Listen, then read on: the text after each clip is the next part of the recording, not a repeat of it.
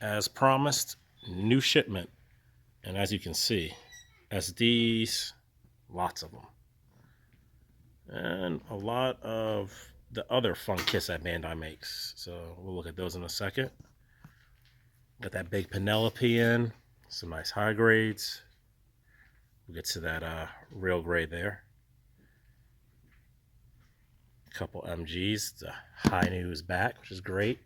Got that Epion back, Deep Striker, and then if you don't know what these are, Megas are a lot of fun. They are super simple to build. Don't really need tools. They have like this like little pry off type of thing they come with. But I mean, depending on what you want to do with it, you're gonna end up sanding it and everything anyway. But easy to build, like maybe easier than a high grade. And huge surface. You can get into some crazy painting and color separation and all that stuff. Masking is not too hard because it's so big. So just a lot of fun and a huge presence on a shelf or a case or whatever. All right, let's look at this right here. So I am guessing this is a con exclusive. It's not P Bandai as far as I know, but with cons being all messed up this year, I had access to this one. And it's a titanium finished crossbone. So we've seen the titanium finishes a lot in the unicorns. And it's pretty much the same look. It's that must be painted on type of thing. That's like pearly white over a silver. And what's kind of neat and probably not intentional, what's really neat about it is it doesn't catch on the edges. So you always get these nice like silver edges and then really nice creamy pearl across the rest of it, which is a cool look. So it's almost like edge highlighting already done for you, or reverse edge highlighting maybe. Then the rest just looks like a really good pearl runners. So you got this nice red here. This purple color is really nice, and this yellow, orangey color is all right. But the red is really good, and that purple. And then let's see, these even look like they're kind of a gunmetal-y color. Have a little flake in them. So your inner frame parts and your hands and all that good stuff. Probably the exact same clear parts, and it looks like there's a nice coating on this too. That's definitely got some metallic in there. So very sharp looking. I think that's gonna look good. You know, being a plated kit, it's gonna have a little bit of issue, but it looks like a good amount of this is undergated, and where there are nubs on the top, most of them are fairly small. And hopefully in places you won't have to work on them that much anyway. So I don't think this is especially designed to be plated, but it looks like it was a decent kit to pick because nubs don't seem to be a huge issue.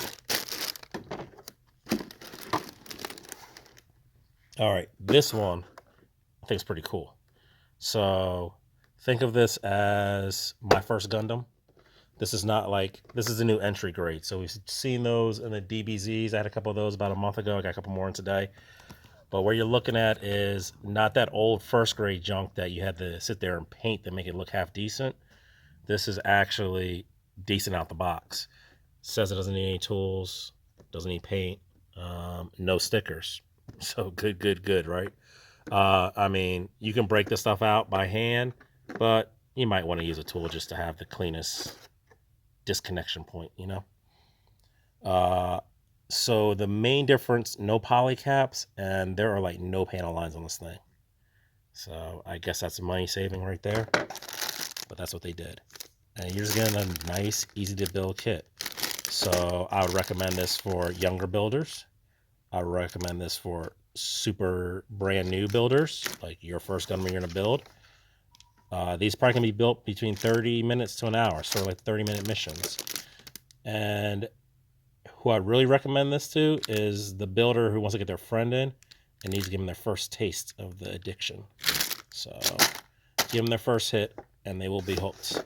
And they'll think they're better than you because they built their kit in 30 minutes and it took you 2 hours to build your real grade or high grade. So it'll be a great confidence builder.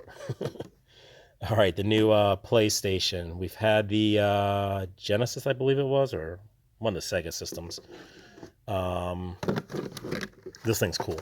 And I think a lot more people are into PlayStation, so definitely cool. PlayStation 1.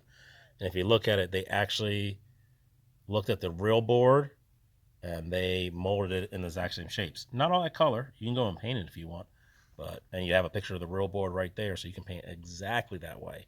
Even comes with a clear piece for the CD, and then you put this black label on the CD. How clever is that? I'm sure this picture, I didn't see, like, I don't know how they're doing those RCAs back there. That must be painted later, but it just looks sharp. Probably stickers for the buttons. One of my customers actually wants this because he's going to try to fit a Raspberry Pi emulator in here or something like that. And so he just wants that for the casing.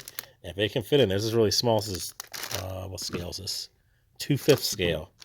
So if he can fit in there, it's going to be cool. But it even has the vents there, so it probably would work for airflow. Where's the sticker sheet? Can't see the sticker sheet. Yeah, sorry, I can't see the sticker sheets underneath there, but it's fairly small. But I think a little bit of paint, and you can have something crazy. And it would probably be cool to figure out how to make it so you can easily open it up and show off the insides too if you want to. Or do an exploded view. Little like shadow boxes, exploded view PlayStation. Cool idea. Alright. Then we got this girl from one of the Magic Girl shows. What? Can't think of it off the top of my head. Madoka Magica. So that's very nice. Really small box. Same size as an Android pretty much. A little skinnier.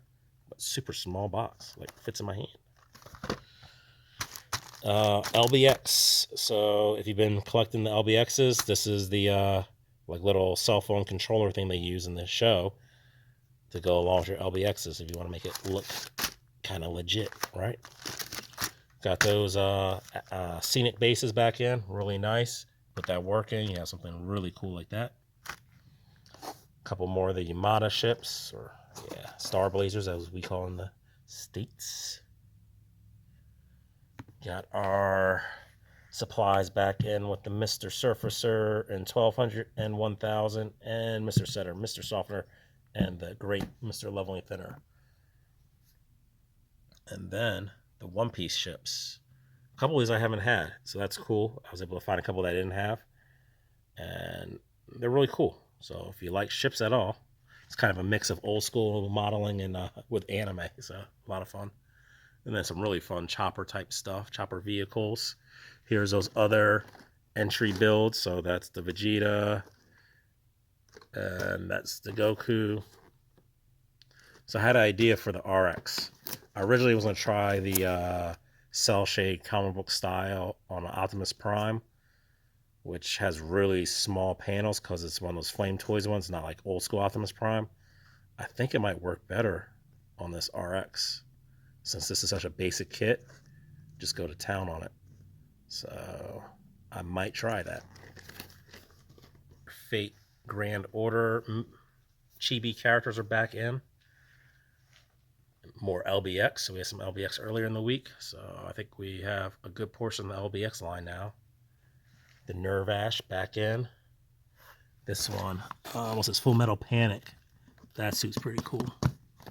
And then just like almost all the Mushu and Goku style SDs. I mean, there might be like 30 of them. We got like half of them here, so doing good with those. Refilling some more SDCS frames and the boosters. If you're looking for boosters, we got those in 3 colors there. Some old school SDs as well. And yep, some more CS ones. Cassatria. That's a, gotta have the Cassatria and that Nightingale. Easiest way to get them. And that's about it. So Halloween weekend and nothing much is going on, so you might as well swing by the kitchen and get a kit and have some fun. All right, talk to you guys later. Peace.